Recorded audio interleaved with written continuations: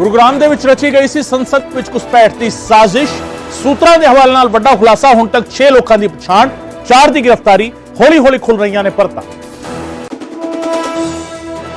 ਸੰਸਦ ਤੇ ਅਤਵਾਦੀ ਹਮਲੇ ਦੀ ਬਰਸੀ ਦੇ ਦਿਨ ਲੋਕ ਸਭਾ ਦੀ ਸੁਰੱਖਿਆ ਦੇ ਵਿੱਚ ਵੱਡੀ ਕੋਤਾਹੀ। ਵਿਜ਼ਟਰ ਗੈਲਰੀ ਤੋਂ 2 ਲੋਕਾਂ ਨੇ ਮਾਰੀ ਛਾਲ। ਸਮੋਕ ਕ੍ਰੈਕਰ ਦਾ ਕੀਤਾ ਇਸਤੇਮਾਲ। ਸਾਂਸਦਾਂ ਅਤੇ ਸੁਰੱਖਿਆ ਕਰਮੀਆਂ ਨੇ ਕੀਤਾ ਕਾਬੂ।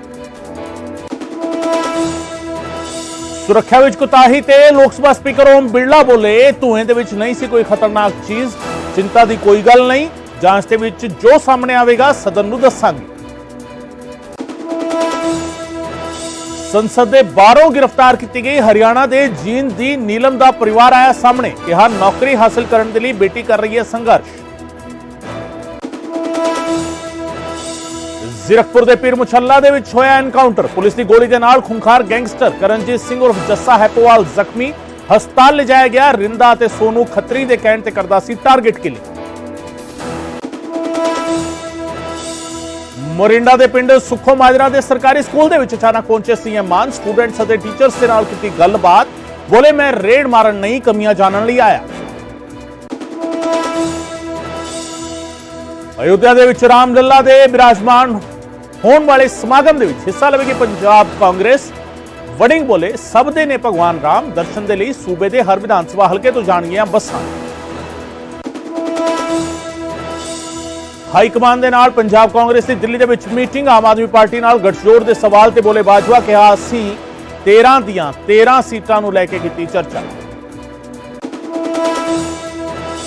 ਪੰਜਾਬ ਦੇ ਵਿੱਚ ਅਕਾਲੀ ਭਾਜਪਾ ਗੱਠਜੋੜ ਨੂੰ ਲੈ ਕੇ ਸਸ਼ੋਪੰਜ ਬਰਕਰਾਰ। ਪੰਜਾਬ ਭਾਜਪਾ ਇੰਚਾਰਜ ਵਿਜੇ ਰੂਪਾਣੀ ਬੋਲੇ ਅਲਾਇੰਸ ਨੂੰ ਲੈ ਕੇ ਚਲਦੀ ਰਹਿੰਦੀ ਹੈ ਗੱਲਬਾਤ, ਪਰ ਅਸੀਂ 13 ਸੀਟਾਂ ਦੇ ਲਈ ਇਕੱਲੇ ਕਰ ਰਹੇ ਹਾਂ ਤਿਆਰੀ। ਅਕਾਲੀ ਦਲ ਪ੍ਰਧਾਨ ਸੁਖਬੀਰ ਸਿੰਘ ਬਾਦਲ ਦਾ ਪੰਜਾਬ ਸਰਕਾਰ ਤੇ ਵੱਡਾ ਹਮਲਾ। ਕਿਹਾ ਝੂਠੇ ਪਰਚੇ ਪਾਉਣ ਦੇ ਵਿੱਚ ਮਾਹਿਰ ਹੈ ਸਰਕਾਰ, ਪਰ ਅਸੀਂ ਡਰਨ ਵਾਲੇ ਨਹੀਂ।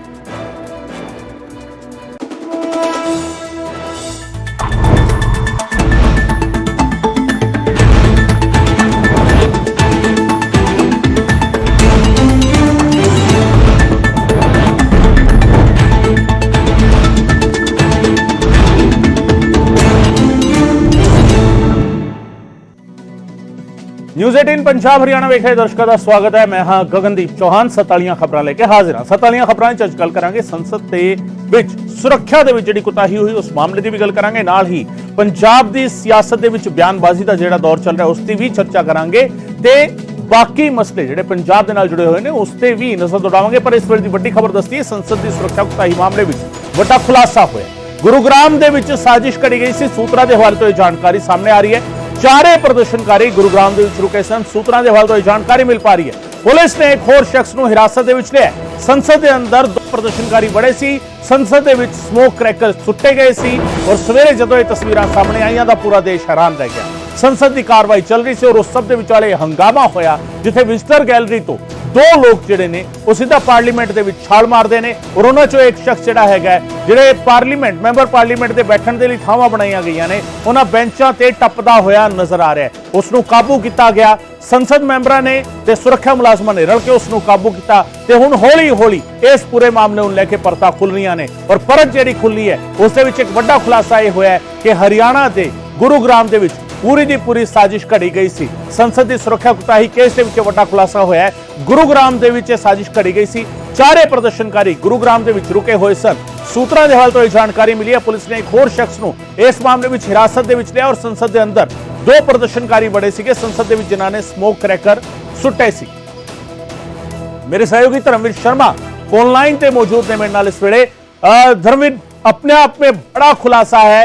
एनसीआर का सबसे अहम इलाका गुरुग्राम और पार्लियामेंट में जिस तरीके से आज सुरक्षा में चूक हुई या ये कहा जाए कि किस तरह से ये लोग अंदर दाखिल हुए और उसकी पूरी साजिश गुरुग्राम में रची गई थी, क्या जानकारी मिल पा रही? अब बिल्कुल देखिए, गुरुग्राम का जो 7 सेक्टर एक्सटेंशन एरिया है उसी के मकान नंबर 67 में जो विक्की शर्मा जो नाम का जो युवक है उसके पास ये सभी जो 5 आरोपी है ये आए थे। सागर नाम का जो आरोपी है उसकी जानकारी विक्की शर्मा के साथ पहले से थी और इसी के चलते ये सभी लोग यहाँ पर रुके थे और इसके बाद ही ये सभी लोग संसद भवन पहुंचे थे, जिसमें से कि 4 लोगों को हिरासत में लिया जा चुका है। गुरुग्राम पुलिस जब दिल्ली पुलिस को जब जानकारी मिली उनसे पूछताछ के बाद तो दिल्ली पुलिस ने यहाँ पर रेड की और यहाँ से विक्की शर्मा को और उसकी पत्नी को, दोनों को ही दिल्ली पुलिस जो है हिरासत में ले जा चुकी है। पूछताछ के लिए उसे दिल्ली ले जाया गया है। फिलहाल जो गुरुग्राम पुलिस की जो क्राइम ब्रांच है और गुरुग्राम पुलिस है, वो दोनों ही यहाँ मौजूद हैं। जो घर के अंदर उनकी बेटी मौजूद है, उसके से पूछताछ की जा रही कि आखिर कौन कौन लोग यहाँ आए थे, कौन कौन लोग रुके थे। उस बच्ची ने जो है पुलिस को बताया है कि यहाँ पर कल रात 5 लोग आए थे जो रुके थे उसके पापा के साथ। ये जानकारी विक्की शर्मा की जो बेटी है उसने पुलिस को दी है।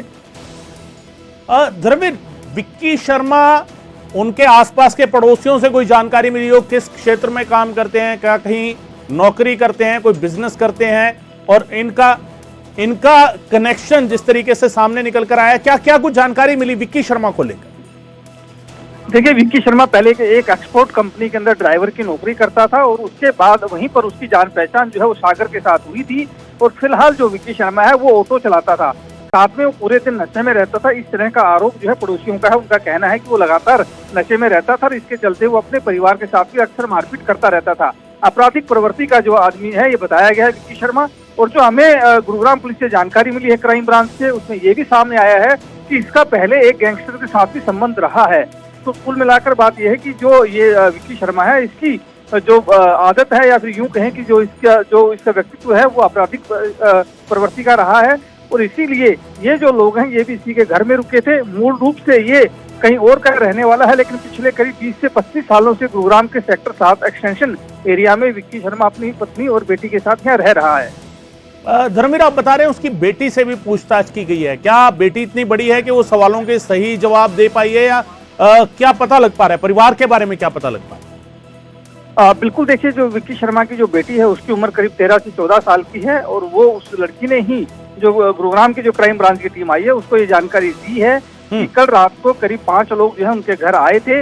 और उनमें से वो सागर को जानती है, क्योंकि सागर अक्सर उसके पापा से मिलने आते जाते रहे हैं पहले भी, क्योंकि सागर के साथ ही विक्की शर्मा की दोस्ती रही है। इसलिए उस बच्ची का ये कहना है कि सागर जो है वो विक्की शर्मा से मिलने आते रहते थे पहले भी, और कल भी वो साथ थे जब 5 लोग आए थे।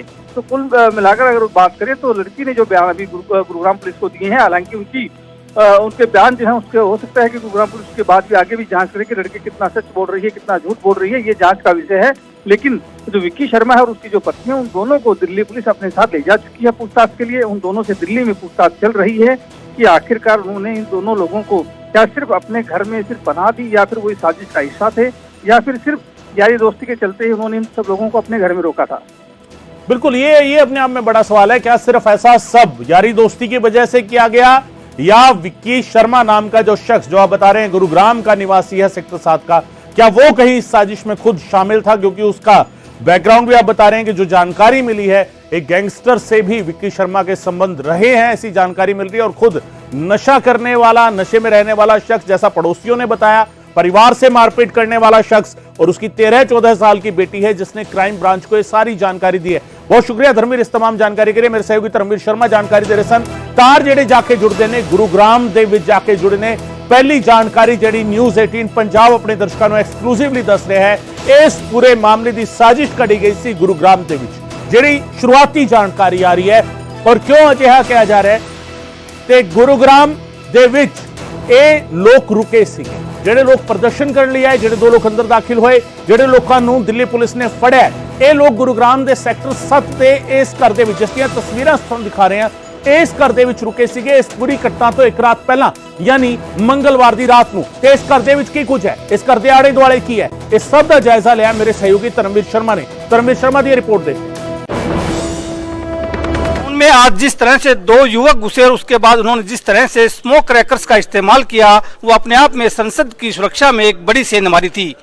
आज से कई साल पहले 2001 में भी आज ही के दिन संसद भवन पर हमला हुआ था, और उस लिहाज से भी अगर देखा जाए तो आज उसकी बरसी थी। और आज ही के दिन एक बार फिर से संसद भवन की सुरक्षा में एक बड़ी चूक हुई, और इस चूक की जो पटकथा है वो गुरुग्राम के इसी मकान में लिखी गई थी। दिल्ली पुलिस के सूत्रों के अगर माने तो गुरुग्राम के 7 एक्सटेंशन के इस मकान में जो विक्की नाम का जो एक व्यक्ति था वो यहाँ रहता था अपने परिवार के साथ, और आरोप है कि इसी के घर पर वो सभी जो हमलावर है एक तरह से जिन लोगों ने प्रोटेस्ट किया संसद भवन के अंदर और बाहर, वो सभी लोग इसी मकान के अंदर रुके थे और यहीं से वो दिल्ली गए थे। तो आरोप यही है कि वो सब लोग यहाँ पर विक्की जो एक युवक है उसके घर पर रुके थे। कई सालों से वो गुरुग्राम के इसी मकान में रहता था और जब इन लोगों को दिल्ली पुलिस ने गिरफ्तार किया तो उसके बाद जो पूछताछ हुई, उसी पूछताछ के बाद दिल्ली पुलिस ने इस घर के अंदर रहने वाले विक्की और उसकी पत्नी दोनों को ही हिरासत में दिल्ली पुलिस ने ले लिया है। उनको यहाँ से लेकर के जा चुकी है। फिलहाल गुरुग्राम पुलिस की जो क्राइम ब्रांच है वो अंदर मौजूद है और इस घर के अंदर फिलहाल बताया जा रहा है कि विक्की की जो बेटी है वही अकेली मौजूद है, जिससे कि अब गुरुग्राम पुलिस के अधिकारी बातचीत कर रहे हैं। क्राइम ब्रांच के लोग यहाँ पहुंचे हुए हैं। बताया ये जा रहा है कि सभी जो लोग हैं वो यहीं मौजूद थे। ये भी कहा गया है कि यहाँ पर वो 6 लोग आए थे करीब, जो कि और उसके बाद वो लोग 6 के 6 लोग यहाँ से गए थे, जिन्होंने संसद भवन के अंदर ना सिर्फ अंदर घुसे बल्कि बाहर भी 2 लोगों ने एक तरह से स्मोक जो क्रैकर्स है उनका इस्तेमाल किया था। तो ये अपने आप में एक बड़ी चूक आज संसद भवन के अंदर हुई थी, जिसके ऊपर अब कहा यही जा रहा है कि ये सारी पटकथा गुरुग्राम के इसी मकान में लिखी गई थी और इस मकान का जो मालिक है विक्की, उसको और उसकी पत्नी को फिलहाल दिल्ली पुलिस ने हिरासत में ले लिया है। धर्मवीर शर्मा, न्यूज़ 18 गुरुग्राम। ਸੁਰੱਖਿਆ ਦੇ ਵਿੱਚ ਘੁਸਪੈਠ ਕਰਨ ਵਾਲੇ ਨੌਜਵਾਨਾਂ ਦੇ ਪਰਿਵਾਰ ਵੀ ਸਾਹਮਣੇ ਆਏ ਨੇ ਤੇ ਆਪਣੇ ਬੱਚਿਆਂ ਦੇ ਇਸ ਐਕਸ਼ਨ ਦੇ ਬਾਰੇ ਪਰਿਵਾਰਾਂ ਨੇ ਕੀ ਕੁਝ ਕਿਹਾ ਹੈ ਇਹ ਵੀ ਸੁਣਦੇ ਆ। ਨੀਲਮ ਦਾ ਪਰਿਵਾਰ ਜੀਂਦ ਹਰਿਆਣਾ ਤੋਂ ਤੇ ਸਾਗਰ ਦਾ ਪਰਿਵਾਰ ਲਖਨਊ यूपी ਤੋਂ ਸਾਹਮਣੇ ਆਇਆ। ਦੋਵੇਂ ਕੀ ਕਹਿ ਰਹੇ ਨੇ ਪਰਿਵਾਰ, ਇਹ ਵੀ ਤੁਹਾਨੂੰ ਸੁਣਾ। बड़ी पढ़ी लिखी और बड़ी शानी लड़की है और हिसार में वो प्रैक्टिस भी करी है, मेरी ख्याल से तो कोर्स करी है कोई बड़ा। तो हमारे साथ गई थी वो, अपना जो महिला बेटियां का खिलाड़ियों का प्रोटेस्ट नहीं हुआ था, आपके साथ गई थी? हाँ हमारे साथ गई थी। बड़ी पढ़ी लिखी बड़ी सभ्य लड़की है। तो किस तरह के विचार थे, वो किस तरह की बातें करती थी? बहुत बढ़िया बातें करती थी। ये तो कहती थी भाई सरकार ने ये वादे करे थे, इतना रोजगार देंगे, ये देंगे वो देंगे, लेकिन किया कुछ नहीं सरकार ने, इसलिए उसका गुस्सा था। हो सकता है इसी बात को लेकर थोड़ा बहुत उसने जो भी विरोध किया सही किया। मतलब हम लोग ज़्यादा वैसे इंटरेस्ट नहीं रखते थे, बस यहाँ दूध लेने आना हुआ करता था तो देखते थे, लेकिन ऐसा लगा ही नहीं स्वरूप की कुछ ऐसा होगा। और मेरे पास भी फ़ोन होना भी आया, पता लगा तो मैंने भी यही कहा कि ऐसा हो नहीं सकता है। वो लड़का इस लेवल पे था नहीं और सोचा भी नहीं सकता कि ऐसा होगा। बाकी कब क्या हो जाए कुछ पता नहीं। कितनी उम्र है, क्या हुआ? मेरे ख्याल से 20 क्या काम करते 18 से कुछ काम किया है। वो ऑटो चलाता था, ऑटो चलाता था। घर में कौन कौन है? घर में इनके माता पिता हैं और वही ये बड़ा भाई है, एक छोटी बहन है। परिस्थिति कैसी है? परिस्थिति अच्छी नहीं, घर की बहुत अच्छी परिस्थिति नहीं थी। ऐसा तो नहीं कोई पैसे के लिए? नहीं, मुझे नहीं लगा कि ऐसा कुछ रहा हो। कुछ दिन मेरे ख्याल से शायद बाहर भी रहने चला गया था, जाता रहता था। रिश्तेदार भी रहते हैं, कोई रिलेशन के लोग? आई डोंट नो, इतना कुछ क्लियर नहीं था, लेकिन मुझे अभी पता लगा तो मैं यहाँ पे आकर के कोई चीज़ देखी, लेकिन मुझे दिमाग से ऐसा लगता है कि ऐसा लड़का था नहीं। ਸੰਸਦ ਵਿੱਚ ਘੁਸਪੈਠ ਕਰਨ ਵਾਲਿਆਂ ਦੇ ਵਿੱਚ ਮਹਾਰਾਸ਼ਟਰ ਦੇ ਲਾਤੂਰ ਦਾ ਰਹਿਣ ਵਾਲਾ ਅਮੋਲ ਸ਼ਿੰਦੇ ਨਾਂ ਦਾ ਨੌਜਵਾਨ ਵੀ ਹੈ। ਅਮੋਲ ਸ਼ਿੰਦੇ ਦੇ ਪਰਿਵਾਰ ਨੇ ਦੱਸਿਆ ਕਿ ਉਹਨਾਂ ਦਾ ਬੇਟਾ 12ਵੀਂ ਦੇ ਬਾਅਦ ਪਿੰਡ ਛੱਡ ਕੇ ਅੱਗੇ ਦੀ ਪੜ੍ਹਾਈ ਦੇ ਲਈ ਬਾਹਰ ਚਲਾ ਗਿਆ ਸੀ। ਸੋ ਅਮੋਲ ਸ਼ਿੰਦੇ ਦਾ ਪਰਿਵਾਰ ਵੀ ਸਾਹਮਣੇ ਆਇਆ ਔਰ ਇੱਕ ਇੱਕ ਕਰਕੇ ਤਸਵੀਰਾਂ ਹੁਣ ਸਾਹਮਣੇ ਆ ਰਹੀਆਂ ਨੇ, ਪਰਿਵਾਰ ਸਾਹਮਣੇ ਆ ਰਹੇ ਨੇ। ਪਰ ਇੱਕ ਗੱਲ ਜਿਹੜੀ ਕਾਮਨ ਨਜ਼ਰ ਆ ਰਹੀ ਹੈ, ਜਿਹੜੇ ਨੌਜਵਾਨ ਨੇ ਜਿਨ੍ਹਾਂ ਨੇ ਇਹ ਹਰਕਤ ਅੱਜ ਕੀਤੀ, ਜਿਸ ਕਰਕੇ ਉਹ ਫਿਲਹਾਲ ਦਿੱਲੀ ਪੁਲਿਸ ਦੀ ਕ੍ਰਾਈਮ ਬ੍ਰਾਂਚ ਦੀ ਗਿਰਫਤ ਦੇ ਵਿੱਚ ਨੇ, ਇਹਨਾਂ ਦੇ ਪਰਿਵਾਰਾਂ ਦੇ ਨਾਲ ਇਹਨਾਂ ਦਾ ਕੋਈ ਜ਼ਿਆਦਾ ਲਿੰਕ ਫਿਲਹਾਲ ਨਹੀਂ। ਔਰ ਪਰਿਵਾਰਾਂ ਨੂੰ ਇਹ ਪਤਾ ਹੈ ਕਿ ਜਾਂ ਤਾਂ ਇਹ ਪੜ੍ਹਾਈ ਦੇ ਲਈ ਜਾਂ ਫਿਰ ਨੌਕਰੀ ਦੇ ਲਈ ਜਾਂ ਨੌਕਰੀ ਦੇ ਕੋਸ਼ਿਸ਼ਾਂ ਦੇ ਲਈ ਆਪਣੇ ਘਰ ਤੋਂ ਦੂਰ ਰਹਿ ਰਹੇ ਨੇ, ਕਿਤੇ ਰਹਿ ਕੇ ਤਿਆਰੀ ਕਰ ਰਹੇ ਨੇ। ਪਰ ਅੱਜ ਜੋ ਤਸਵੀਰਾਂ ਸਾਹਮਣੇ ਆਈਆਂ ਨੇ ਉਹ ਇਹਨਾਂ ਦੇ ਪਰਿਵਾਰਾਂ ਨੂੰ ਵੀ ਹੈਰਾਨ ਕਰਨ ਵਾਲੀ ਹੈ, ਪਰੇਸ਼ਾਨ ਕਰਨ ਵਾਲੀ ਹੈ। ਔਰ ਜ਼ਿਆਦਾਤਰ ਅਜਿਹੇ ਨੇ ਜਿਹੜੇ ਪਿੰਡੂ ਪਿਛੋਕੜ ਤੋਂ ਆਉਂਦੇ ਨੇ, ਫਿਰ ਭਾਵੇਂ ਉਹ ਮਹਾਰਾਸ਼ਟਰ ਤੋਂ ਹੋਣ, ਭਾਵੇਂ ਉਹ ਹਰਿਆਣਾ ਤੋਂ ਹੋਣ, ਭਾਵੇਂ ਉਹ यूपी ਤੋਂ ਹੋਣ, ਵੱਖ-ਵੱਖ ਸੂਬਿਆਂ ਦੇ ਨਾਲ ਇਹਨਾਂ ਦਾ ਲਿੰਕ ਹੈਗਾ। ਹਾਲਾਂਕਿ ਇਹਨਾਂ ਨੂੰ ਇੱਕ ਸਟੇਜ ਤੇ ਇੱਕ ਪਲੇਟਫਾਰਮ ਤੇ ਲੈ ਕੇ ਕੌਣ ਆਉਂਦਾ ਹੈ, ਕਿਵੇਂ ਇਸ ਪਲੇਟਫਾਰਮ ਤੱਕ ਪਹੁੰਚਦੇ ਨੇ, ਕਿਵੇਂ ਪਲੈਨਿੰਗ ਕਰਦੇ ਨੇ ਕਿ ਇਸ ਤਰੀਕੇ ਪਾਰਲੀਮੈਂਟ ਦੇ ਵਿੱਚ ਦਾਖਲ ਹੋਇਆ ਜਾਵੇ ਜਾਂ ਪਾਰਲੀਮੈਂਟ ਦੇ ਬਾਹਰ ਜਾ ਕੇ ਇਸ ਤਰੀਕੇ ਦਾ ਪ੍ਰੋਟੈਸਟ ਕੀਤਾ ਜਾਵੇ ਜਾਂ ਪਾਰਲੀਮੈਂਟ ਦੇ ਵਿੱਚ ਜਿਹੜੇ ਕਲਰ ਸਮੋਕ ਜਿਹੜੇ क्रैकर सीगे वो अपने आप विच क्रैक किए जान, ते ये अपने आप विच वड्डा सवाल है। ये सारा जांच का विषय है और जांच दे विच की कुछ निकल के सामने आएगा, वेखण वाली गल।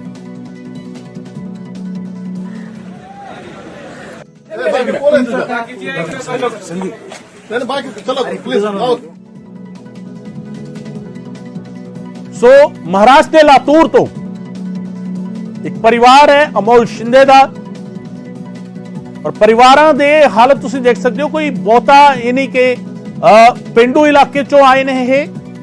ਪਿੰਡੂ ਇਲਾਕਿਆਂ ਦੇ ਵਿੱਚ ਜਦੋਂ ਟੀਮਾਂ ਪਹੁੰਚ ਰਹੀਆਂ ਨੇ, ਜਿਵੇਂ ਜਿਵੇਂ ਇਹਨਾਂ ਦੇ ਬਾਰੇ ਖੁਲਾਸਾ ਹੋ ਰਿਹਾ ਹੈ, ਜਿਵੇਂ ਜਿਵੇਂ ਇਹਨਾਂ ਦੀਆਂ ਤਸਵੀਰਾਂ, ਇਹਨਾਂ ਦੇ ਬਾਰੇ ਜਾਣਕਾਰੀ ਪਰਿਵਾਰਾਂ ਨੂੰ ਮਿਲ ਰਹੀ ਹੈ,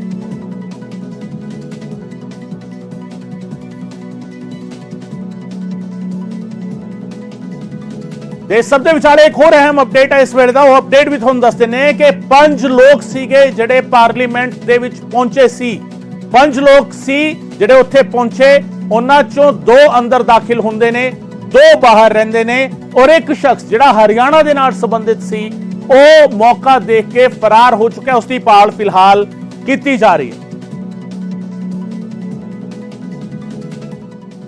ਉਧਰ ਲੋਕ ਸਭਾ ਦੀ ਸੁਰੱਖਿਆ ਦੇ ਵਿੱਚ ਇੱਕ ਵਾਰ ਫੇਰ ਵੱਡੀ ਕੁਤਾਹੀ ਵੇਖਣ ਨੂੰ ਮਿਲੀ ਤੇ 2 ਪ੍ਰਦਰਸ਼ਨਕਾਰੀ ਸੁਰੱਖਿਆ ਘੇਰਾ ਤੋੜ ਕੇ ਲੋਕ ਸਭਾ ਦੇ ਵਿੱਚ ਐਮਪੀਜ਼ ਦੇ ਬੈਂਚਾਂ ਤੇ ਜਾ ਚੜੇ। ਸੰਸਦ ਦੇ ਵਿੱਚ ਸਮੋਕ ਕ੍ਰੈਕਰ ਸੁੱਟੇ ਤੇ ਚਾਰੇ ਪਾਸੇ ਹਫੜਾ ਦਫੜੀ ਦਾ ਮਾਹੌਲ ਬਣ ਗਿਆ।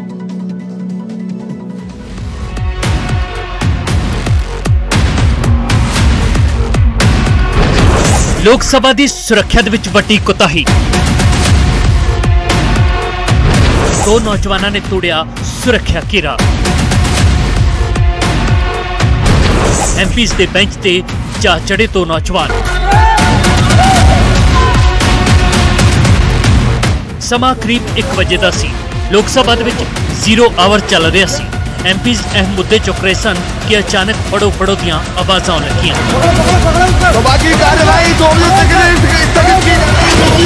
ਦੋ ਨੌਜਵਾਨ ਵਿਜ਼ਟਰ ਗੈਲਰੀ ਦੇ ਵਿੱਚੋਂ ਛਾਲ ਮਾਰ ਕੇ ਐਮਪੀਜ਼ ਦੇ ਬੈਂਚ ਤੇ ਆ ਗਏ।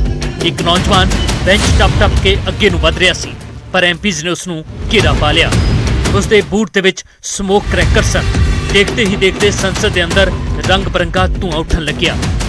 ਕਿਸੇ ਨੂੰ ਕੁਝ ਸਮਝ ਨਹੀਂ ਆ ਰਿਹਾ ਸੀ, ਪਰ ਸਦਨ ਦੇ ਵਿੱਚ ਮੌਜੂਦ ਐਮਪੀਜ਼ ਨੇ ਹਿੰਮਤ ਦਿਖਾਈ ਤੇ ਇਹਨਾਂ ਪ੍ਰਦਰਸ਼ਨਕਾਰੀਆਂ ਨੂੰ ਕਾਬੂ ਕਰ ਲਿਆ। ਅੰਮ੍ਰਿਤਸਰ ਤੋਂ ਕਾਂਗਰਸ ਦੇ ਐਮਪੀ ਗੁਰਜੀਤ ਔਜਲਾ ਨੇ ਇਹਨਾਂ ਦੇ ਹੱਥਾਂ ਦੇ ਵਿੱਚ ਫੜੇ ਸਮੋਕ ਕ੍ਰੈਕਰਸ ਨੂੰ ਖੋਹ ਕੇ ਬਾਹਰ ਵੱਲ ਸੁੱਟ ਦਿੱਤਾ। तो वो 2 आदमी जब कूदते हैं नीचे आते हैं तो एक आदमी स्पीकर की तरफ भागता है, जूते खोलने लग जाता है। तो वो जब भाग रहा है, कुछ बोल भी रहा है, तो वहाँ जब हनुमान बेनीवाल वो ये सब सांसद इन्होंने पकड़ लिया उसको। तो मेरे को पता था कि पीछे बैठ गया है, हम दूसरा ढूंढने लगे। मैं फिर जाकर जब वहाँ तक पहुँचे तो उसने वो स्मोक बम लहराना शुरू कर दिया, नारेबाजी, तानाशाही बंद करो। तो फिर मैंने उसको बम को पकड़ लिया हाथ से, वो जो भी था। ਐਮਪੀਜ਼ ਨੇ ਇਹਨਾਂ ਪ੍ਰਦਰਸ਼ਨਕਾਰੀਆਂ ਨੂੰ ਸਦਨ ਦੇ ਅੰਦਰ ਕਾਬੂ ਕਰ ਲਿਆ ਅਤੇ ਕੁੱਟਮਾਰ ਕੀਤੀ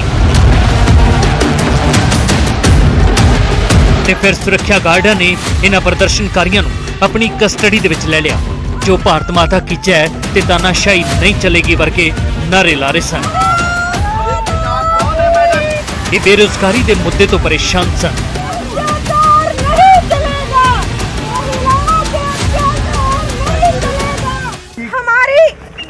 हमारी भारत सरकार है जो हम पे ये अत्याचार हो रहे हैं, हम अपनी हकों की जो बात करते हैं, लाठी चार्ज करके हमको अंदर डाला जाता है, टॉर्चर किया जाता है, तो हमारे पास कोई माध्यम नहीं। कोई डायरेक्ट वजह है, कोई वजह है किसी संगठन से आप? नहीं, हम किसी संगठन से नहीं है, आम जनता है, स्टूडेंट है हम, क्योंकि हम बेरोजगार हैं।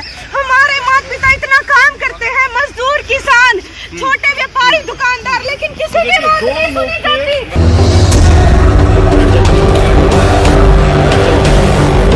ਪ੍ਰਦਰਸ਼ਨਕਾਰੀ 4 ਲੋਕ ਸਨ। 2 ਸੁਰੱਖਿਆ ਘੇਰਾ ਤੋੜ ਕੇ ਸਦਨ ਦੇ ਅੰਦਰ ਵੜ ਗਏ ਤੇ 2 ਬਾਹਰ ਪ੍ਰਦਰਸ਼ਨ ਕਰ ਰਹੇ ਸਨ। ਚਾਰੇ ਮੁਲਜ਼ਮਾਂ ਦੀ ਪਹਿਚਾਣ ਹੋ ਗਈ ਹੈ। ਕਰਨਾਟਕਾ ਤੋਂ ਸਾਗਰ ਸ਼ਰਮਾ ਤੇ ਮਨੋਰੰਜਨ ਟੀ, ਹਰਿਆਣਾ ਦੀ ਜੀਨ ਦੀ ਨੀਲਮ ਅਤੇ ਮਹਾਰਾਸ਼ਟਰ ਦੇ ਅਮੋਲ ਸ਼ਿੰਦੇ ਦੇ ਵਜੋਂ ਇਹਨਾਂ ਦੀ ਪਹਿਚਾਣ ਹੋਈ ਹੈ। ਸਦਨ ਦੇ ਅੰਦਰ ਵੜਨ ਵਾਲੇ ਸਾਗਰ ਸ਼ਰਮਾ ਤੇ ਮਨੋਰੰਜਨ ਮੈਸੂਰ ਤੋਂ ਬੀਜੇਪੀ ਐਮਪੀ ਪ੍ਰਤਾਪ ਸਿਮਾ ਦੀ ਸਿਫਾਰਿਸ਼ ਤੇ ਵਿਜ਼ਟਰ ਪਾਸ ਬਣਾ ਕੇ ਅੰਦਰ ਵੜੇ ਸਨ। ਇਸ ਪ੍ਰਦਰਸ਼ਨ ਤੇ ਇਸ ਲਈ ਵੀ ਸਵਾਲ ਖੜੇ ਹੁੰਦੇ ਨੇ ਕਿ 2001 ਦੇ ਵਿੱਚ 13 ਦਸੰਬਰ ਨੂੰ ਹੀ ਪਾਰਲੀਮੈਂਟ ਤੇ ਅੱਤਵਾਦੀ ਹਮਲਾ ਹੋਇਆ ਸੀ ਅਤੇ ਫਿਰ ਉਸੇ ਹੀ ਦਿਨ ਮੁੜ ਤੋਂ ਪਾਰਲੀਮੈਂਟ ਦੀ ਸੁਰੱਖਿਆ ਵਿੱਚ ਵੱਡੀ ਕੁਤਾਹੀ ਹੋਈ ਹੈ। Bureau report city.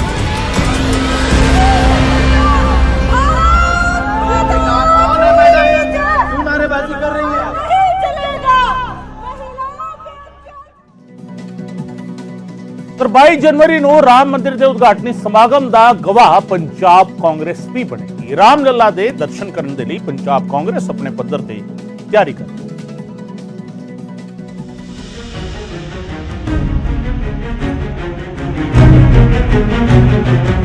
22 ਜਨਵਰੀ ਨੂੰ ਯੂਪੀ ਦੇ ਅਯੋਧਿਆ ਦੇ ਵਿੱਚ ਭਗਵਾਨ ਰਾਮ ਬਿਰਾਜਮਾਨ ਹੋਣ ਜਾ ਰਹੇ ਨੇ।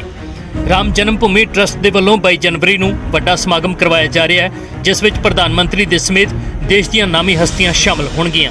22 ਜਨਵਰੀ ਨੂੰ ਅਯੋਧਿਆ ਜਾਣ ਦੀ ਤਿਆਰੀ ਪੰਜਾਬ ਕਾਂਗਰਸ ਵੀ ਕਰ ਰਹੀ ਹੈ। ਪੰਜਾਬ ਕਾਂਗਰਸ ਦੇ ਪ੍ਰਧਾਨ ਰਾਜਾ ਵੜਿੰਗ ਨੇ ਕਿਹਾ ਕਿ ਭਗਵਾਨ ਰਾਮ ਸਭ ਦੇ ਸਾਂਝੇ ਨੇ ਅਤੇ ਉਹਨਾਂ ਤੇ ਕਿਸੇ ਦਾ ਕਾਪੀਰਾਈਟ ਨਹੀਂ। राम मंदिर अकेले कोई बीजेपी का तो नहीं है, ना ही मोदी जी का है। राम मंदिर तो हमारा भी है। गुरु ग्रंथ साहब में नीचे कर लो यार, अनेकों बार राम जी का नाम आता है। चाहे वो सरदार है, चाहे दुनिया में कोई भी व्यक्ति रहता, वो राम जी को मानता है। हाँ, ये जरूर है कि बीजेपी उसको पीछे ले कहती है कि राम केवल हमारे थे। भगवान एक व्यक्ति के और किसी पार्टी के और एक व्यक्ति के कैसे हो सकते हैं? हमारे भी थे। ਪੰਜਾਬ ਕਾਂਗਰਸ ਨੇ 2 ਵੱਖ-ਵੱਖ ਬੈਠਕਾਂ ਕਰਕੇ ਇਹ ਪ੍ਰਸਤਾਵ ਵੀ ਪਾਸ ਕੀਤਾ ਕਿ ਉਸ ਦੇ ਲੀਡਰ ਰਾਮ ਲੱਲਾ ਦੇ ਦਰਸ਼ਨ ਕਰਨ ਜਾਣਗੇ ਅਤੇ ਇਸ ਲਈ ਸਪੈਸ਼ਲ ਬੱਸਾਂ ਵੀ ਕਰਨੀਆਂ ਪਈਆਂ ਤਾਂ ਕੀਤੀਆਂ ਜਾਣਗੀਆਂ। जहाँ तक राम मंदिर जाने की बात है, 22 जनवरी को ये भावना है बहुत से लोगों की, हमारी भावना है। और मान लीजिए ट्रेन दे दी मोदी जी ने, उसमें ये भी होगा कि भाई केवल बीजेपी वाले ही जाएंगे, दूसरी जनता नहीं जाएगी और कांग्रेसी नहीं जाएगी, तो फिर हमारी बस पे जाएंगे। ਕਾਂਗਰਸ ਦੀ ਅਯੋਧਿਆ ਜਾਣ ਦੀ ਤਿਆਰੀ ਦਾ ਬੀਜੇਪੀ ਦੇ ਵੱਲੋਂ ਵੀ ਸਵਾਗਤ ਕੀਤਾ ਗਿਆ।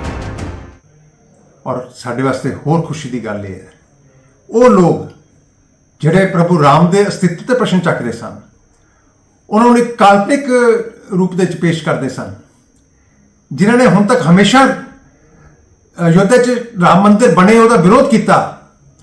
ਅੱਜ ਉਹ ਵੀ ਲੋਕ ਜਿਹੜੇ ਹੈਗੇ ਨੇ ਪ੍ਰਭੂ ਰਾਮ ਦੇ ਦਰਸ਼ਨ ਕਰਵਾਉਣ ਵਾਸਤੇ ਫ੍ਰੀ ਦੀਆਂ ਬੱਸਾਂ ਦੀ ਵਿਵਸਥਾ ਕਰ ਰਹੇ ਨੇ। ਅਯੋਧਿਆ ਜਾਣ ਦੇ ਲਈ ਇਸ ਤਰ੍ਹਾਂ ਦਾ ਪ੍ਰਸਤਾਵ ਹਾਲੇ ਤੱਕ ਕਿਸੇ ਵੀ ਪਾਰਟੀ ਦੀ ਕਿਸੇ ਵੀ ਯੂਨਿਟ ਨੇ ਪਾਸ ਨਹੀਂ ਕੀਤਾ, ਪਰ ਪੰਜਾਬ ਕਾਂਗਰਸ 22 ਜਨਵਰੀ ਨੂੰ ਅਯੋਧਿਆ ਜਾਣ ਦੇ ਲਈ ਵੱਡੇ ਪੱਧਰ ਤੇ ਪਲਾਨਿੰਗ ਕਰ ਰਹੀ ਹੈ। ਦਿੱਲੀ ਤੋਂ ਰਵੀ ਮਿਸ਼ਰਾ, ਨਿਊਜ਼ 18।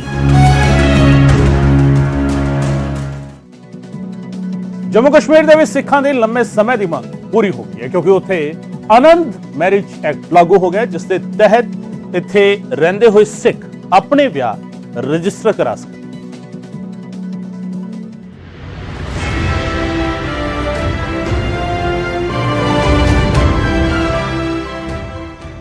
ਆਨੰਦ ਮੈਰਿਜ ਐਕਟ ਉਹ ਐਕਟ ਜਿਸ ਨੂੰ ਜੰਮੂ ਕਸ਼ਮੀਰ ਦੇ ਵਿੱਚ ਲਾਗੂ ਕਰਵਾਉਣ ਦੇ ਲਈ ਸਿੱਖ ਲੰਬੇ ਸਮੇਂ ਤੋਂ ਮੰਗ ਕਰ ਰਹੇ ਸਨ ਤੇ ਆਖਿਰ ਉਹਨਾਂ ਦੀ ਇਹ ਮੰਗ ਪੂਰੀ ਹੋ ਗਈ ਹੈ। ਜੰਮੂ ਕਸ਼ਮੀਰ ਦੇ ਵਿੱਚ ਆਨੰਦ ਮੈਰਿਜ ਐਕਟ ਲਾਗੂ ਹੋ ਗਿਆ, ਜਿਸ ਤਹਿਤ ਹੁਣ ਸਿੱਖਾਂ ਦੇ ਵਿਆਹ ਰਜਿਸਟਰ ਹੋਣਗੇ। ਲੈਫਟੀਨੈਂਟ ਗਵਰਨਰ ਮਨੋਜ ਸਿਨਹਾ ਨੇ ਆਨੰਦ ਮੈਰਿਜ ਐਕਟ ਨੂੰ ਮਨਜ਼ੂਰੀ ਦੇ ਦਿੱਤੀ। ਜੰਮੂ ਕਸ਼ਮੀਰ ਦੇ ਵਿੱਚ ਆਨੰਦ ਮੈਰਿਜ ਐਕਟ ਲਾਗੂ ਹੋਣ ਤੇ ਬੀਜੇਪੀ ਲੀਡਰ ਮਨਜਿੰਦਰ ਸਿੰਘ ਸਿਰਸਾ ਨੇ ਖੁਸ਼ੀ ਦਾ ਪ੍ਰਗਟਾਵਾ ਕੀਤਾ। ਗ੍ਰਹਿ ਮੰਤਰੀ ਅਮਿਤ ਸ਼ਾਹ ਤੇ ਗਵਰਨਰ ਮਨੋਜ ਸਿਨਹਾ ਦਾ ਧੰਨਵਾਦ ਕੀਤਾ। ਜੰਮੂ ਕਸ਼ਮੀਰ ਦੇ ਸਿੱਖਾਂ ਨੂੰ ਹੁਣ ਤੁਸੀਂ ਜੋ ਆਪਣੀ ਸ਼ਾਦੀ ਆਪਣੇ ਆਨੰਦ ਘਰ ਰਜਿਸਟਰ ਕਰਾਓਗੇ, ਤੁਹਾਨੂੰ ਹਿੰਦੂ ਮੈਰਿਜ ਐਕਟ ਦੇ ਤਹਿਤ ਨਹੀਂ ਰਜਿਸਟਰ ਕਰਨੇ ਹੋਣਗੇ, ਤੁਹਾਡਾ ਆਪਣਾ ਮੈਰਿਜ ਐਕਟ ਹੋਊਗਾ ਜਿਹਦੇ ਤਹਿਤ ਤੁਸੀਂ ਕਰ ਸਕਦੇ ਜੇ। ਹੁਣ ਮਿਨੋਰਟੀ ਕਮਿਸ਼ਨ ਦਾ ਸਾਡਾ ਦੂਜਾ ਮੁੱਦਾ ਹੈ, ਅਸੀਂ ਉਹਦੇ ਤੇ ਵੀ ਲੱਗੇ ਹਾਂ। ਜਲਦੀ ਜੰਮੂ ਕਸ਼ਮੀਰ ਦੇ ਸਿੱਖਾਂ ਦੇ ਜਿਹੜੇ ਬਾਕੀ ਮਸਲੇ ਵੀ ਨੇ, ਭਾਵੇਂ ਬੋਲੀ ਦੇ ਮਸਲੇ ਨੇ, ਪੰਜਾਬੀ ਦੇ ਲੈ ਕੇ ਨੇ, ਭਾਵੇਂ ਨੌਕਰੀਆਂ ਦੇ ਰਿਜ਼ਰਵੇਸ਼ਨ ਦੇ ਨੇ, ਅਸੀਂ ਸਾਰੇ ਤੇ ਕੰਮ ਕਰਦੇ ਪਏ ਹਾਂ। ਸ਼੍ਰੋਮਣੀ ਕਮੇਟੀ ਦੇ ਪ੍ਰਧਾਨ ਹਰਜਿੰਦਰ ਸਿੰਘ ਧਾਮੀ ਨੇ ਵੀ ਜੰਮੂ ਕਸ਼ਮੀਰ ਦੇ ਵਿੱਚ ਆਨੰਦ ਮੈਰਿਜ ਐਕਟ ਲਾਗੂ ਹੋਣ ਤੇ ਖੁਸ਼ੀ ਦਾ ਪ੍ਰਗਟਾਵਾ ਕੀਤਾ ਤੇ ਉੱਥੋਂ ਦੇ ਲੋਕਾਂ ਨੂੰ ਵਧਾਈ ਦਿੱਤੀ। ਜੇ ਲਾਗੂ ਹੋ ਗਿਆ ਤਾਂ ਬਹੁਤ ਚੰਗੀ ਗੱਲ ਆ, ਪਰ ਕਿਉਂਕਿ ਅਸੀਂ ਇੱਥੇ ਵੀ ਚਾਹੁੰਦੇ ਪੰਜਾਬ 'ਚ ਲਾਗੂ ਹੋਵੇ। ਸਾਡੇ ਕੋਲ ਉਹਦਾ ਖਰੜਾ ਵੀ ਆਇਆ ਹੈ, ਉਹਦਾ ਅਸੀਂ ਮੁਲਾਂਕਣ ਵੀ ਕਰ ਰਹੇ ਹਾਂ। ਉਹ ਸੰਪੂਰਨ ਆਨੰਦ ਮੈਰਿਜ ਐਕਟ, ਇਕੱਲਾ ਮੈਰਿਜ ਨੂੰ ਨਹੀਂ ਸੰਬੰਧ ਚਾਹੀਦਾ, ਉਹ ਸੰਪੂਰਨ ਚਾਹੀਦਾ ਵੀ ਉਹਦੇ ਵਿੱਚ ਕਿਵੇਂ ਜਿਹਾ ਫਰੇਮਵਰਕ ਹੋਊਗਾ। ਤੇ ਮੈਂ ਚਾਹੁੰਦਾ ਵੀ ਅਸੀਂ ਵੀ ਇਹ ਕਰਦੇ ਵੀ ਅਕਾਲੀ ਦਲ ਵੇਲੇ ਇਹ ਲਾਗੂ ਹੋ ਵੀ ਗਿਆ ਸੀ, ਪਰ ਜਿਹੜੇ ਉਹ 'ਚ ਕੁਝ ਲਕੂਨੇ ਰਹਿ ਗਏ ਸੀ, ਅਸੀਂ ਕਿਹਾ ਉਹਨਾਂ ਨੂੰ ਫਿਲਅਪ ਕਰਕੇ ਇਹ ਇੱਕ ਸੈਂਟਰਲ ਐਕਟ ਬਣ ਜਾਣਾ ਚਾਹੀਦਾ, ਸਾਰੀਆਂ ਸਟੇਟਾਂ ਦੇ ਵਿੱਚ ਸਮੁੱਚੇ ਤੌਰ ਤੇ ਸਿੱਖ ਭਾਈਚਾਰੇ ਤੇ ਲਾਗੂ ਹੋ ਜਾਏ। ਹੁਣ ਤੁਹਾਨੂੰ ਦੱਸਦੇ ਹਾਂ ਕਿ ਆਨੰਦ ਮੈਰਿਜ ਐਕਟ ਹੈ ਕੀ। ਇਹ ਐਕਟ ਪਹਿਲੀ ਵਾਰ 1919 ਦੇ ਵਿੱਚ ਬਣਿਆ ਸੀ, ਪਰ ਉਸ ਸਮੇਂ ਕਿਸੇ ਕਾਰਨ ਲਾਗੂ ਨਹੀਂ ਹੋ ਸਕਿਆ। 2007 ਦੇ ਵਿੱਚ ਸੁਪਰੀਮ ਕੋਰਟ ਨੇ ਸਾਰੇ ਧਰਮਾਂ ਦੇ ਲਈ ਮੈਰਿਜ ਰਜਿਸਟ੍ਰੇਸ਼ਨ ਜ਼ਰੂਰੀ ਕੀਤੀ ਅਤੇ ਸਿੱਖਾਂ ਨੇ ਆਨੰਦ ਮੈਰਿਜ ਐਕਟ ਨੂੰ ਲਾਗੂ ਕਰਨ ਦੀ ਮੰਗ ਕੀਤੀ। 7 ਜੂਨ 2012 ਨੂੰ 1909 ਵਾਲੇ ਐਕਟ ਦੇ ਵਿੱਚ ਸੋਧ ਕੀਤੀ ਗਈ ਅਤੇ ਇਸ ਸੋਧੇ ਹੋਏ ਐਕਟ ਨੂੰ ਦੋਵੇਂ ਸਦਨਾਂ ਨੇ ਪਾਸ ਕਰ ਦਿੱਤਾ। ਇਸ ਐਕਟ ਦੇ ਵਿੱਚ ਸਿੱਖਾਂ ਦੇ ਵਿਆਹ ਰਜਿਸਟਰ ਹੋਣੇ ਸ਼ੁਰੂ ਹੋਏ ਅਤੇ ਆਨੰਦ ਮੈਰਿਜ ਐਕਟ ਦੇਸ਼ ਦੇ 22 ਸੂਬਿਆਂ ਦੇ ਵਿੱਚ ਲਾਗੂ ਹੋ ਗਿਆ। ਜੰਮੂ ਕਸ਼ਮੀਰ ਦੇ ਵਿੱਚ ਪਹਿਲਾਂ ਧਾਰਾ 370 ਕਰਕੇ ਆਨੰਦ ਮੈਰਿਜ ਐਕਟ ਲਾਗੂ ਨਹੀਂ ਹੋ ਸਕਿਆ ਸੀ, ਪਰ ਹੁਣ ਧਾਰਾ 370 ਖਤਮ ਹੋਣ ਤੋਂ ਬਾਅਦ ਇਹ ਐਕਟ ਜੰਮੂ ਕਸ਼ਮੀਰ ਦੇ ਵਿੱਚ ਲਾਗੂ ਹੋ ਗਿਆ ਹੈ ਅਤੇ ਇਸ ਤਹਿਤ ਜੰਮੂ ਕਸ਼ਮੀਰ ਵਿੱਚ ਰਹਿੰਦੇ ਸਿੱਖ ਆਨੰਦ ਮੈਰਿਜ ਐਕਟ ਵਿੱਚ ਆਪਣੇ ਵਿਆਹ ਰਜਿਸਟਰ ਕਰਵਾ ਸਕਣਗੇ। ਪਹਿਲਾਂ ਸਿੱਖਾਂ ਦੇ ਵਿਆਹ ਹਿੰਦੂ ਮੈਰਿਜ ਐਕਟ ਦੇ ਤਹਿਤ ਰਜਿਸਟਰ ਹੁੰਦੇ ਸਨ। Bureau report, news 18।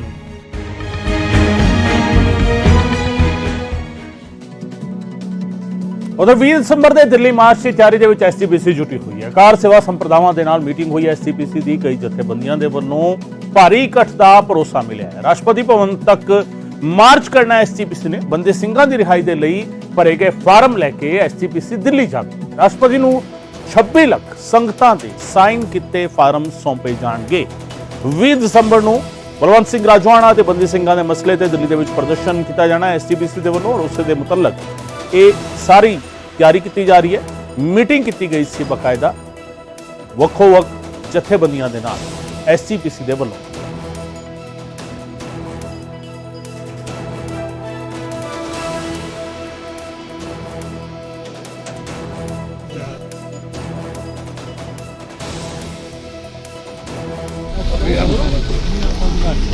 ਦੇ ਵਿੱਚ ਚਰਚਾ ਸਟੇਟ ਜਿਹੜੀ ਪਾਰਲੀਮੈਂਟ ਦੀਆਂ ਇਲੈਕਸ਼ਨਸ ਨੇ ਉਹਨਾਂ ਨੂੰ ਲੈ ਕੇ ਚਰਚਾ, ਕਿਸ ਤਰ੍ਹਾਂ ਆਪਾਂ ਕੈਂਪੇਨ ਬਿਲਡ ਕਰਨੀ ਹੈ, ਕਿਸ ਤਰ੍ਹਾਂ ਸਾਰਾ ਕੰਮ ਕਰਨਾ, ਉਹ ਸਰ ਕੀ ਕਾਂਗਰਸ ਤੇ ਆਮ ਆਦਮੀ ਪਾਰਟੀ ਇਕੱਠੇ ਚੁਣਾਵ ਲੜਨਗੇ? ਉਹ ਅੱਜ ਕੋਈ ਉਹਦੇ ਤੇ ਕੋਈ ਡਿਸਕਸ਼ਨ ਨਹੀਂ।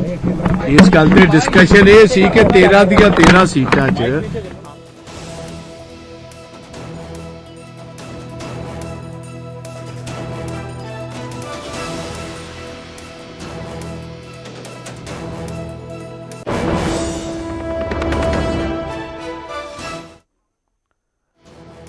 ਸੋ ਕਾਂਗਰਸ ਦੀ ਮੀਟਿੰਗ ਵੀ ਹੋਈ ਹੈ ਅੱਜ ਦੇ ਦਿਨ, ਔਰ ਮੀਟਿੰਗ ਹੋਈ ਹੈ ਦਿੱਲੀ ਦੇ ਵਿੱਚ ਗਠਜੋੜ ਨੂੰ ਲੈ ਕੇ ਚਰਚਾ ਹੋਈ ਹੈ। ਪੰਜਾਬ ਦੇ ਵਿੱਚ INDI ਅਲਾਇੰਸ ਰਹੇਗਾ ਜਾਂ ਨਹੀਂ, ਇਸ ਨੂੰ ਲੈ ਕੇ ਚਰਚਾ ਹੋਈ ਹੈ ਔਰ ਬਾਜਵਾ ਦਾ ਬਿਆਨ ਸਾਹਮਣੇ ਆਇਆ। ਬੈਠਕ ਦੇ ਵਿੱਚ ਸਾਰੀਆਂ 13 ਸੀਟਾਂ ਨੂੰ ਲੈ ਕੇ ਚਰਚਾ ਹੋਈ ਹੈ। ਮੀਟਿੰਗ ਜਿਹੜੀ ਅੱਜ ਹੋਈ ਹੈ ਉਸ ਦੇ ਵਿੱਚ ਸਾਰੀਆਂ 13 ਸੀਟਾਂ ਤੇ ਚਰਚਾ ਕੀਤੀ ਗਈ ਹੈ ਤੇ ਸਾਰੀਆਂ 13 ਸੀਟਾਂ ਤੇ ਚਰਚਾ ਕਰਨ ਤੋਂ ਬਾਅਦ ਬਾਜਵਾ ਦਾ ਬਿਆਨ ਵੀ ਸਾਹਮਣੇ ਆਇਆ। ਸਾਰੀਆਂ 13 ਸੀਟਾਂ ਨੂੰ ਲੈ ਕੇ ਹਾਈਕਮਾਨ ਦੇ ਨਾਲ ਚਰਚਾ ਕੀਤੀ ਗਈ ਹੈ, ਐਨਾਲਾਈਜ਼ ਕੀਤਾ ਗਿਆ। ਹਾਲਾਂਕਿ ਉਹ ਦਾਅਵੇਦਾਰੀ ਜਿਹੜੀ ਲਗਾਤਾਰ ਕੀਤੀ ਜਾਂਦੀ ਰਹੀ ਹੈ ਕਿ ਅਸੀਂ ਸਾਰੀਆਂ ਸੀਟਾਂ ਤੇ ਚੋਣ ਲੜਾਂਗੇ, ਇਹ ਆਪਣੇ ਆਪ ਵਿੱਚ ਹਜੇ ਵੀ ਸਪਸ਼ਟ ਨਹੀਂ। ਵਿੱਚ ਚਰਚਾ ਸਟੇਟ ਜਿਹੜੀ ਪਾਰਲੀਮੈਂਟ ਦੀਆਂ ਇਲੈਕਸ਼ਨਸ ਨੇ ਉਹਨਾਂ ਨੂੰ ਲੈ ਕੇ ਚਰਚਾ, ਕਿਸ ਤਰ੍ਹਾਂ ਆਪਾਂ ਕੈਂਪੇਨ ਬਿਲਡ ਕਰਨੀ ਹੈ, ਕਿਸ ਤਰ੍ਹਾਂ ਸਾਰਾ ਕੰਮ ਕਰਨਾ, ਉਹ ਸਰ ਕੀ ਕਾਂਗਰਸ ਤੇ ਆਮ ਆਦਮੀ ਪਾਰਟੀ ਇਕੱਠੇ ਚੁਣਾਵ ਲੜਨਗੇ? ਉਹ ਅੱਜ ਕੋਈ ਉਹਦੇ ਤੇ ਕੋਈ ਡਿਸਕਸ਼ਨ ਨਹੀਂ। ਇਸ ਗੱਲ ਤੇ ਡਿਸਕਸ਼ਨ ਇਹ ਸੀ ਕਿ 13 ਦੀਆਂ 13 ਸੀਟਾਂ 'ਚ ਆਪਾਂ केड़ी स्ट्रेटेजी रखनी थी, किस तरह आज संसद की गई है। इस बैठक में आखिर चर्चा क्या हुई है? आप प्रभारी पार्लियामेंट्री इलेक्शन के संदर्भ में, लोकसभा चुनाव के संदर्भ में हम लोगों ने आपस में चर्चा करी कि हम आगे कैसे ये लोकसभा के चुनाव लड़े।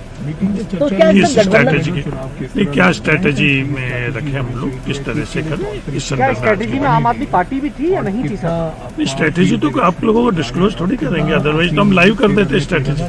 नहीं, लेकिन आप लोग जो भी स्ट्रेटेजी कभी भी पॉलिटिकल पार्टी अपनी स्ट्रेटेजी पब्लिक डोमेन में थोड़ी लगती है। मतलब यानी चर्चा हुई अंदर मैं कह रहा हूँ अपनी स्ट्रेटेजी कभी भी पब्लिक डोमेन में थोड़ी रखेगी। बिल्कुल नहीं, पर ये मैं आपको ईमानदारी मैं कह रहा हूँ हम लोग लोकसभा चुनाव कैसे लड़े उस संदर्भ में पंजाब की यूनिट और मेंबर ऑफ पार्लियामेंट आपस में हम लोगों ने चर्चा करी है। ये रेगुलर मीटिंग जो मेंबर ऑफ पार्लियामेंट है उनकी तरफ से क्या सुझाव? उन्होंने कहा मजबूती से चुनाव लड़ेंगे और चुनाव जीतेंगे। अगर गठबंधन के साथ चुनाव लड़ते हैं तो कितनी सीटों पर चुनाव लड़ा जाता है? मैं कह रहा हूँ कि मजबूती से चुनाव लड़ेंगे। गठबंधन का अधिकार कांग्रेस